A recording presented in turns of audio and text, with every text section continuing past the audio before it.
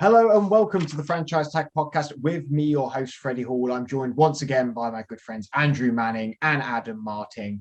We are on to the second episode of the Future of the Franchise series we're doing this summer. We had Sam on last time of AFC South Fan Battle Podcast talking about Trevor Lawrence with the number one pick. And obviously, naturally, we go on to the number two pick, which was the New York Jets and Zach Wilson. And we have Mike joining us, who is a sports and fantasy contributor for King Fantasy Sports and Pro Sport X, on to talk about Zach Wilson, the second pick in the 2021 NFL draft. Mike, how have you been? It's been a crazy year for us all. I hope it's getting a bit better over there in New York. Yeah, it's been a crazy year. I mean, I personally can't complain how things have gone for me. And, I'm excited, obviously, about the Jets. We got a lot to be excited about. There's a bright future, I think, with the new coaching staff and the GM, and hopefully Zach Wilson, which we'll talk about. Well, yeah, we'll get started straight away on the BYU quarterback. Obviously, much like Trevor Lawrence, the worst kept secret in NFL for the last few weeks. I mean, last month, really. In January, Zach Wilson's name was floating around there, but wasn't really discussed at the Jets. And as it got close to the draft, it was going up the board, and then it was basically penciled in for the second pick about a month before, maybe a month and a half before. Though you knew it was coming, obviously there is that relief, that reaction for when the name's actually read out by Roger Goodell, comes out on stage, he holds his jersey, he's an actual New York Jet player now. What was your reaction to all of that? Well, yeah, I mean, it was, as you said, not exactly a surprise, but one thing that immediately jumped out at me was just the excitement from Zach. In the past, we've seen a lot of players that don't want to play for the Jets and don't want to take on that responsibility of being the future of the Jets franchise. So he was pumped, he was amped up, he ran out there, he was high-fiving fans. I mean, you gotta love that as a Jets fan. Personally, I wasn't surprised at all. I was a little relieved. For me, it was either Justin Fields or Zach Wilson. I didn't think there was really any other candidate. So I was a little relieved that, no curveball was out there like Trey Lance or Mac Jones, because that was not somewhere I wanted to go with the pick. But at the end of the day, just optimism and just, kind of expected, but also happy to finally know that Zach's the guy and, we could move on from there. Yeah, obviously you said you were pumped about the way he came out, and he was pumped, and the way he's embracing the Jets. Obviously that might come a lot from him coming from BYU, which is a smaller school, I suppose, in terms of college football. What's impressed you most about Zach Wilson and his time at BYU? Yeah, well, I'm not gonna lie. I mean, I didn't watch every BYU football game. I don't think anyone did. Yeah, being from New York, that wasn't my focus. I saw a lot of Justin Fields, a lot of Trevor Lawrence, Mac Jones, as most people did, just being that they're from the big schools. But I did watch a lot of tape for Zach. Once I found out Joe Douglas was interested in him based on the rumors. And then also, obviously, after the draft, I knew it was locked in. And the things that jumped out at me, which you hear a lot in his comparisons, are just the arm strength off his back foot. He's able to make some throws that guys like Aaron Rodgers and Patrick Mahomes have made, in the league in the time that I've watched football, two of the most talented quarterbacks I've ever seen. So he can make some of these throws that really not too many quarterbacks can make. And he's got pinpoint accuracy most of the time, throwing either off his back foot or sidearm or, in the pocket, obviously. And that's just something that we're not used to here. So that's something that I'm excited about. And then he also has some upside as a runner. He's got some agility, and a lot of people don't talk about that, but he's pretty quick and he's pretty elusive once he gets out there in the open field. So there's a lot to love about Zach's game, his ability. And it's kind of just going to be whether he can translate it against, these all-pro defenses, or if BYU was facing some weak defenses. Yeah, I mean, obviously, one of the major criticisms that comes up against him is that he just hasn't played the best teams and that he's played weaker opposition. What with that and the fact that this is Robert Saleh's first head coaching gig. I mean, do you feel that Robert Saleh is the right guy to integrate him into the NFL and also into playing in New York as well? Yeah, I really do. And Robert Saleh was my number one coaching candidate. I won't lie, Zach Wilson wasn't my number one QB candidate. I was a huge Justin Fields guy, but Wilson was probably right there. There was a simultaneous nod of all three of our heads saying, like, yeah, same for us. Yeah, and I remember hearing you guys kind of echo that. And, you know, you're either a Fields fan or you're not, I think. And there are a lot of people aren't. Zach seems a little bit safer, and he seems like a pro. But getting back to the question, the reason that I love this current coaching staff is, one, you have a motivator in Saleh. And from what I've heard from Zach, he did an interview here in New York on WFAN, which is a big New York radio talk show network. And he was on with the main host in the afternoon show, talking about what type of person you're going to get from him in the locker room. And, you know, he basically echoed some of what we've seen from Saleh. He's a motivator. He's a rah-rah type, you know, maybe like a Baker Mayfield is a good kind of comparison in personality. Somebody that's a gamer, somebody that's chippy, somebody that's, you know, got that fire. And I think that matches really well. Like, maybe they could feed off each other. And then the other thing I like about this coaching staff coming in is people always talk about you need a QB, you know, or offensive coach to develop a QB. But I also think playing in practices against Saleh's defense is really going to help him adapt to the NFL. I mean, you're going to be facing one of the best coordinators, one of the best schemes, you know, that the league has seen in recent years. And he's going to see that every day. And that's going to help him with his biggest weakness, which is that experience that we talked about against top defenses. So, you know, I like Mike LaFleur, and we could talk all about what he's going to help and how he's going to help Zach Wilson succeed. But not enough people talk about the fact that Saleh is going to test him every day and make him better with his own defense. Obviously, we've talked a bit about how good he was at BYU and what he brought to the team. For me, he's a bit of a boom or bust player. I think, you know, this could go either way. I mean, I haven't been his biggest fan going into this draft, as you've probably heard listening to our podcast. But what do you think his weaknesses are, and what do you think his challenges are going to be this season with the Jets? Yeah, I mean, we already touched on a few things, but there have been some kind of weaknesses thrown out there about him that, first off, I really don't agree with, like the size. You know, he's 6'3". He's got pretty average hand size, if you're big into that sort of thing. He's got about 9.5, I think, hands, which is, you know, I think I saw 44th percentile. So it's a little under the average, but we've seen guys like Tom Brady, you know, Joe Burrow, you know, smaller hands. Obviously, Brady's the best probably ever to do it. And then you got Burrow, a recent number one pick. So to me, his size is fine. And I mentioned he's got that toughness. So that to me isn't a concern. The big concern to me is kind of what we were touching on. Just, did he play against enough talent to really know if he can handle the NFL? I mean, we saw Trevor Lawrence play against Ohio State. And, you know, he struggled a little bit, but you know that he at least has seen it before. He's done it before. Wilson hasn't done it.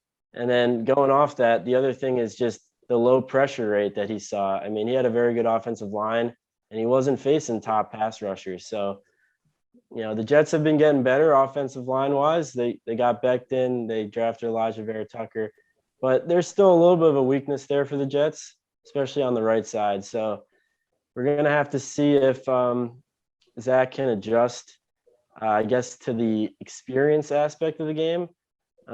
He also missed some time with injuries in college. So I think that's his biggest weakness right now. That's his biggest challenge, is learning how the NFL is, you know, different from what he's seen. And if he has struggles and if he has bad days, bouncing back from that, because we've seen confidence just shatter quarterbacks here in New York with Mark Sanchez or Darnold, you know, the seeing ghosts thing. So I've seen that too much in my lifetime, where these guys just get shattered confidence wise. And yeah, we don't want to see that with Zach, and we hope that he can, persevere. I was listening to a podcast well before the draft. Obviously, with me not being his biggest fan, obviously I wanted to get some read up and some write up. And then someone was talking about when he did face winning teams with a record of 10 wins or more, he went 0-5, 1 touchdown and 7 interceptions. With the Jets on a rebuild and sort of one of the lower end teams, do you think that's a big concern that when he comes up against the bigger teams, he folds a little bit? Yeah, it's definitely a concern for me. One of the reasons I love Justin Fields was I thought he played better in prime time, and I thought he played better against the top teams. I even thought that was a little bit of a slight on Trevor Lawrence. He had those great rookie year games, but the most recently he kind of did struggle against some of the top defenses. So that's a huge thing for me with Wilson, and it's a huge unknown. At this point, I'm hoping that Saleh and LaFleur can get him prepared, but that is going to be part of that learning curve. And, I don't think anybody's expecting the Jets to win a Super Bowl next year, but when Rob Saleh got hired, he did say they are going to win Super Bowls here. So he's confident in that. And obviously Zach Wilson's going to be a huge part of that because, the quarterback sets you back years if you get it wrong. And he's their guy now. They're committed. So get him ready. He needs to be ready. Yeah. Obviously there's been a lot of change in New York for the last few years. You had Sam Darnold, who's now gone, also with their head coach changes as well. What do you think are the main differences between Sam Darnold and Zach Wilson? Yeah, we're not unaccustomed to change here in New York, that's for sure. There's been a lot going on lately, even with our brothers on the Giants side. But yeah. I see a lot that I like from Zach over Sam. I'm not just saying this in hindsight. I wasn't the huge Darnold supporter out of the draft. I really did like Josh Allen, and that sounds good saying it now, but he was the guy that I thought was that dynamic Fields type talent that could really change, the course of a franchise.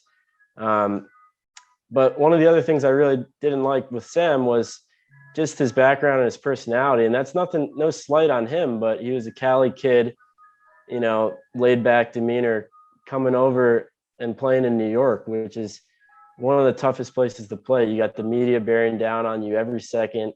You're going to get criticized from day one if you falter.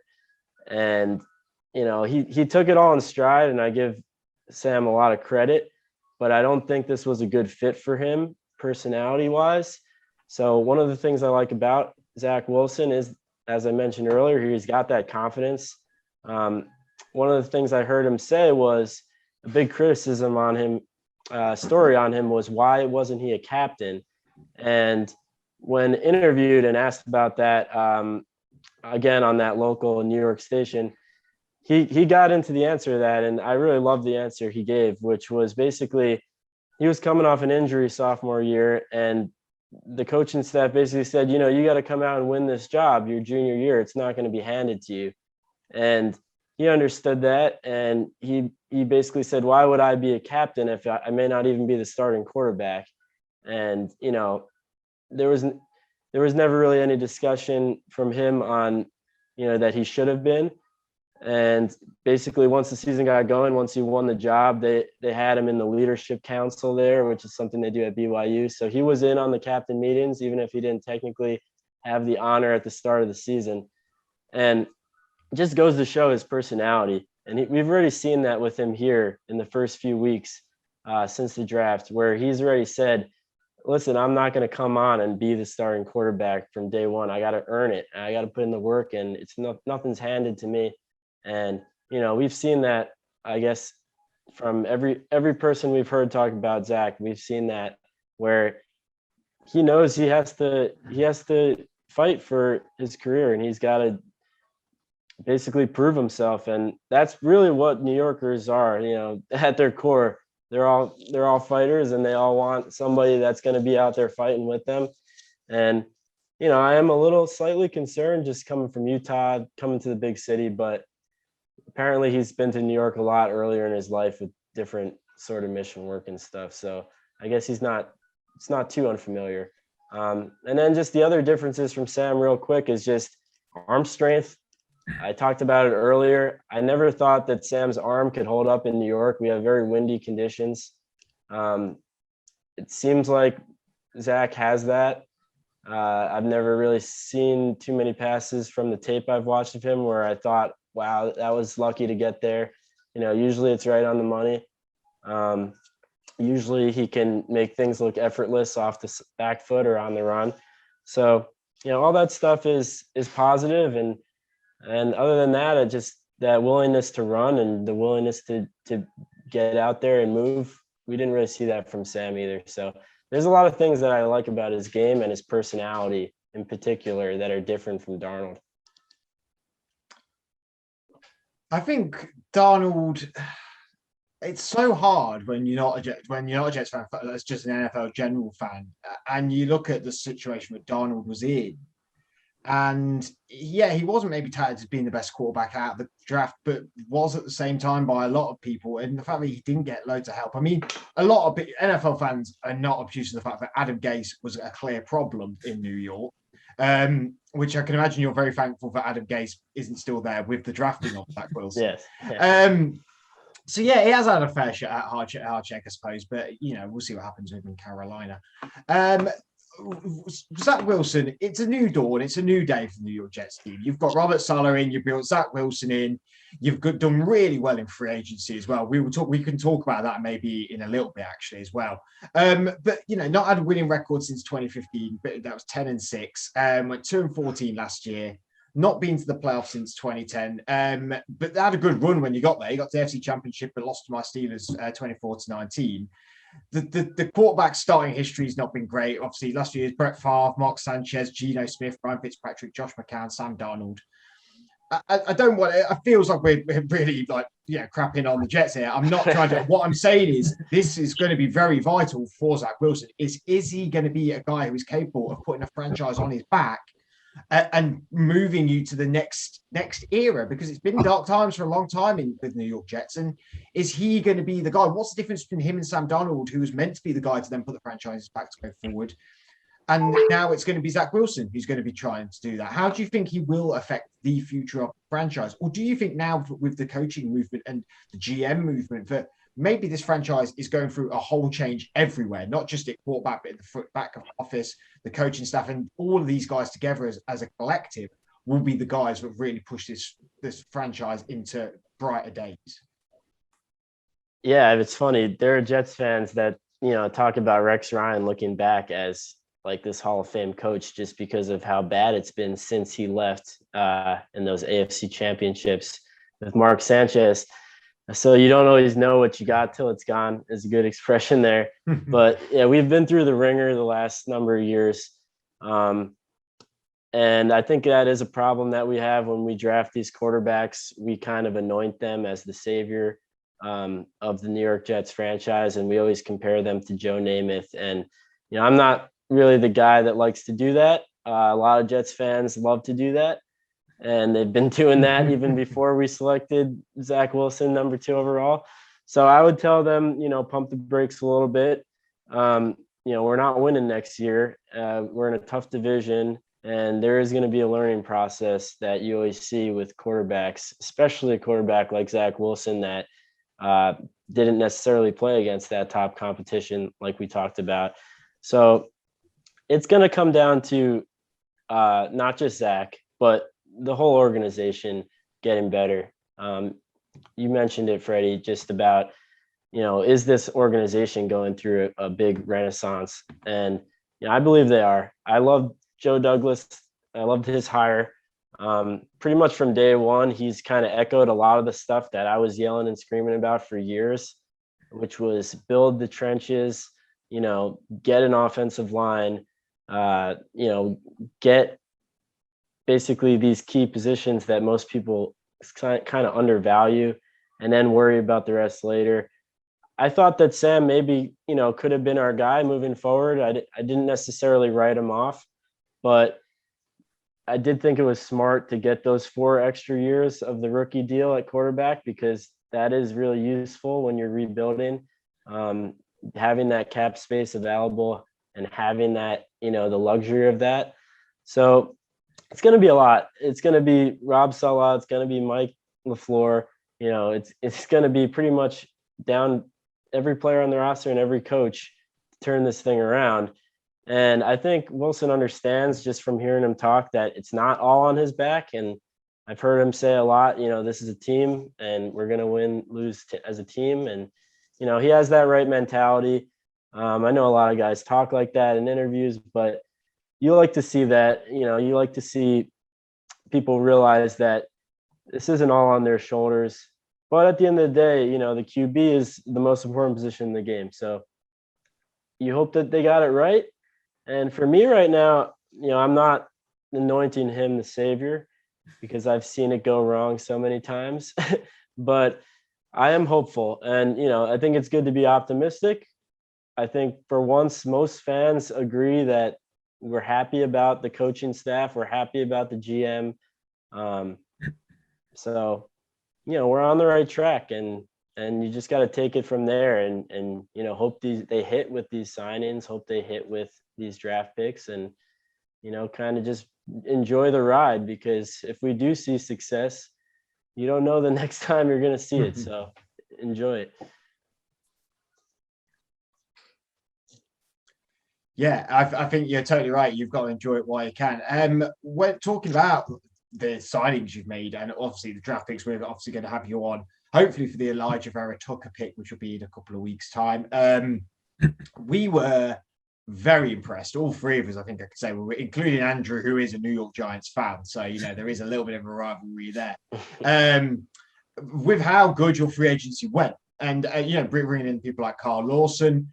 And did you think, even pre-draft, that the moves that you were making, you had a lot of money to spend, and you weren't frivolous with it. You weren't getting players that you shouldn't be getting. You were getting guys that you really needed. Like you said, building the trenches with people like Carl Lawson. Obviously, there was still a lot of holes in the secondary. Some has been addressed in the draft, but still a few holes there. We even before draft, the question really is, before the draft, were you looking in the direction that they were doing with these free agent signings, going, this is the direction I want the New York Jets to be going in. This is positive. This is not us going out and spending crazy money on players that we don't need. We're being clever about it, and this will be hopefully the start of a really good future. Yeah, absolutely. And, I was saying I loved everything Douglas has done since he got here. And there were some disagreements with the year 1 where, you want the Jets to be active right away, and you want them to turn things around right away. And I'm with all the fans that want that. And, it's hard to turn that part of you off, but GMs have to do that. That's part of the job. They have to know that if you build things right, it may start slow, but sometimes that's the better way to do it. And we've seen GMs come in here like Idzik and like McCagnon in recent years and just go on spending sprees, and it didn't work out. We saw McCagnon go for it with Ryan Fitzpatrick a few years back. I love Fitz as much as anybody, but they didn't even make the playoffs. So those little short-term sprees are kind of the reason we're in this mess. And that's the reason McCagnon got fired. He spent on Le'Veon Bell, which I was very against, and he spent on Mosley, which I actually really liked, even though that one didn't work out. I did like the Mosley signing. But, you see Douglas, and you said he wasn't frivolous, and he really wasn't. They did spend a lot of money, don't get me wrong, but they had the money to spend, and they spent it pretty wisely. Carl Lawson, he's a player that's entering his prime. Corey Davis, former first-round pick, possibly undervalued where he's coming from in a run-first offense. You got a guy like Sheldon Rankins, who I actually thought was in his 30s, and I kind of did a double take when I found out he's in his mid-20s too. So you see a lot. Only 27. I mean, yeah, prime. Exactly. And you see a lot of these signs by Douglas, and you saw it with his draft picks his first year too, where he said, I want high character guys. So you see that in his signings too. He's not just bringing in players, he's bringing in personalities and I guess guys that have room for improvement age wise. And I'm all for that. And you never know how things are going to work out with free agent signings, but you got to kind of go with the strategy that you think is going to work. And I definitely think his strategy is on the right track, because there is that room for improvement, and there is that room for, okay, these guys may be here for a while. They're not just going to sign and be gone after a few years, which is good. You want to build that culture. So do you feel that, like, obviously Zach Wilson, this is a long-term project. This isn't something that you're hoping to turn around in like a year. But do you feel, obviously, in the division that you are, which is just really stacked at the moment with, Buffalo, Miami looking really good, that is something that, say, like in 4 or 5 years' time, with these longer term signings, it's more of a plan than what it's ever been before. So therefore it can become something much bigger than what it has. Yeah. Well, I don't want to say that Zach Wilson won't be ready in, 2-3 years. Hopefully he is. Obviously he's a first round pick. So you don't want to dedicate too much time in him adapting to the league. And a lot of that is going to be coaching, like we said, but that year one may be tough. And it is good to have some longer term deals in place. We've seen the Jets do a lot of 1-year deals in recent years, and I don't mind those when it's a prove it deal on defense, because you kind of get something out of a guy in a 1-year contract. But when you're shaping this whole franchise from bottom up, you don't want guys just leaving every year. If you looked at the Jets roster since like 2018, I can't imagine that they're off the top of my head, I couldn't tell you how many, but I can't imagine that there are that many players that have even been on the team since 2017 or 2018. So that just goes to show that, they haven't gotten it right a lot, not only in free agent signings, but in the draft. And you see now with Douglas, he's even drafting a certain way where on defense he was drafting, I saw a lot of hybrid players, a lot of hybrid linebacker safeties. We saw Belichick do that last year, and it's kind of a trend that I'm seeing a lot now, where there's all these running quarterbacks, so you want some speed, especially in the linebacker core. So you see it. Basically, my point of bringing that up is you see a plan with Joe. It's not just, okay, best player available, I'm going to take him, which is what we heard from McCagnon for years. No matter if it fit, our scheme or not, you got, okay, here's another defensive tackle because he's the best player available. Or, all right, we need an edge rusher, so let's just take this guy because he's the best edge rusher available. It's not all just, okay, we're going to do it, the way that fits. It's, we have a plan. We're not going to really budge from that plan. And, at the end of the day, Joe Douglas is going to live and die on that. And hopefully, for the Jets' sake, he's got a pretty long-term deal. Hopefully him and Saleh end up getting an extension and they're here, for the next decade. And that's what you want. You want, stability. And yeah, you do see that so far, at least with Joe, where he is stable and he's unwavering. If he wants to do it a certain way, he's going to try and do it that way. And, just watching him in the draft room on draft night, you could see whenever they showed him how pumped he was to get, his guy. When he got Elijah Vera Tucker, he was jumping up and down. And when he got, I think Elijah Moore, he was pretty pumped too. And then even some of the later picks. So you see that he puts a lot into this, and when he brings somebody in, he truly believes in them. It's not just, okay, here's where we are in the order and I'm going to take this guy. And, you got to appreciate that as a fan. Yeah, definitely. I think I personally thought they drafted really well. I think their pick 2, 3, and 4 were all players that I had wanting to go to the Giants. So obviously I thought you were drafted really well. And like you say, when listening to and talking to you, it makes me understand the Zach Wilson pick a bit more, that his face fits New York. And the way he was at BYU with social media, the anytime, any place headband and things like that, it more and more I'm starting to think his face fits that franchise a bit more in that city. So yeah, I think that's, talking to you, it's made me understand where they're going and what they're doing. Awesome. We're believers. We believe it. We believe it. We've all been slating it, but now we believe it. We're all for Zach Wilson over in. Maybe you should replace Daniel Jones, Andrew. You should have got Zach Wilson in. I wouldn't go that far, but I would have taken Justin Fields. Could have taken. Well, it could have taken. Obviously, then traded out, and with Chicago, who did get Justin Fields.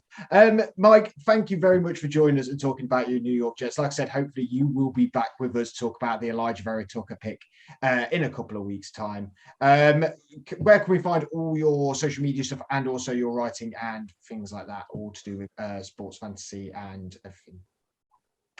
Yeah, it was my pleasure being on with you guys. I'd love to come back sometime.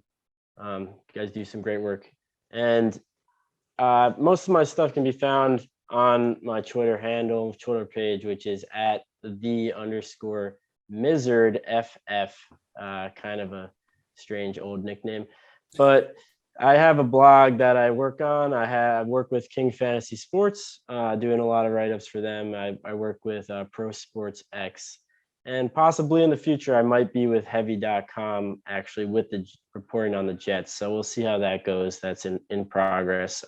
Hopefully, when I come back, I can share some good news. But well, we're all fingers crossed for you, man. Thank you very much again, Mike, for coming on with us. Okay, thank you, guys.